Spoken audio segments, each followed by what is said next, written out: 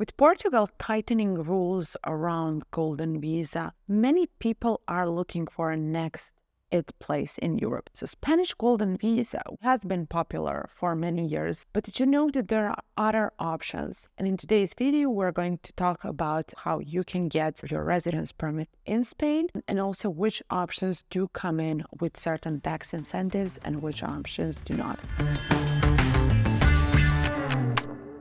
Hello, I'm Jovana. I'm Director of Business Development here at Nomad Capitalist, where we help 7- and 8-figure entrepreneurs and their families legally reduce their taxes, move their countries, or change their lifestyle. And for many of those, actually, Spain has been on a list.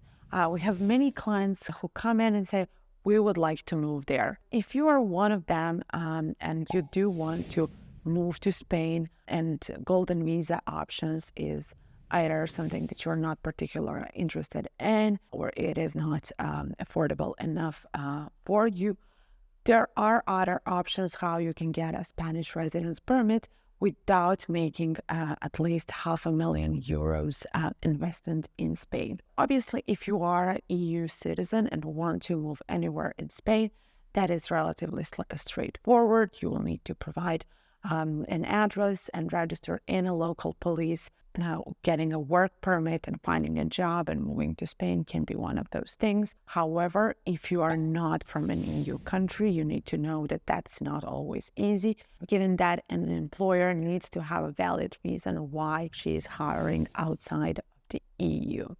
But if you're one of the people that already do have a job or is working for his own company, you do have additional 2 options. So one of the options is Spanish digital nomad visa. But in order to qualify for a Spanish digital nomad visa, you need to have an active employment and you need to show contracts or agreements with your employer that supports that. One of the big benefits of this type of visa is that you do have certain tax exemptions. So digital nomad visa holders do have a right for certain tax benefits, meaning that they would be taxed on an effective tax rate of 24%, which for Spain is not a lot. However, if you are currently not employed or you're living on a passive income, this option might not be for you. If you do not have those contracts to provide, again, living on a passive income,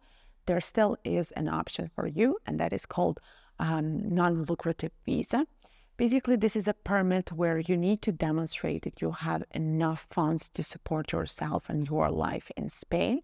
As of now, they are currently looking to see €24,000 per year approximately, and it is topped up with additional €7,000 for each applicant. So you can bring your spouse, you can bring your kids with you, but it does require additional funds.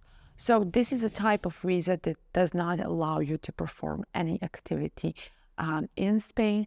Basically, if you're managing your company from Spain, or you're working from someone from Spain, that is not allowed under this visa, only simply living on a passive income. The process is relatively straightforward. They just want to see that you do have those funds to support yourself and your family if it's coming to you. Application process starts in a consulate in your place of residence, where you do have an interview or 2. And basically, very shortly after that, in a matter of a couple of weeks, Spanish government, if everything is okay, will issue you non-lucrative residence permit. Afterwards, you have up to 3 months to come in Spain and finish your application. What needs to be done on the ground: register to the police, obviously find your accommodation, get biometrics, ID. So this visa is initially valid for 1 year. Once you finish that 1 year, then you reapply in Spain for that visa and you will get it a 2 years residence permit. After 5 years, you can apply for permanent residence in Spain. And after 10 years of living in Spain, you can apply for citizenship. 10 years rule does not apply for certain Ibero-American nationalities. That does not apply for Portuguese, and Andorran, Philippine citizens. So if you're coming from one of those countries, you can get Spanish citizenship in a matter of 2 years. Obviously, with some processing time, it is probably closer to 3.5 years. One of the issues with this visa is that it does require you to live in Spain in order to be able to renew it. So you will need to spend at least 6 months on the ground compared to the golden visa. Obviously, with spending 6 months in Spain, you are going to become a tax resident of Spain.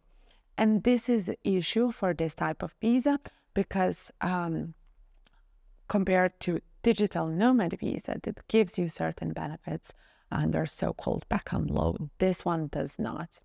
Beckham law and getting benefits under that regime requires you to work in Spain. So it does require you to have a contract of employment in Spain or perform your activities from a foreign company in Spain. If you are going to with this route, you need to be aware that you will be taxable to total Spanish taxes on your worldwide income. So if you're looking to relocate to Spain, or you were looking to relocate to Portugal, or as a matter of fact, any other EU countries, and you're not sure how that will affect your lifestyle, your taxes, Nomad Capitalist team can help you navigate through that bureaucratic burden and obviously help you sort out your tax structure.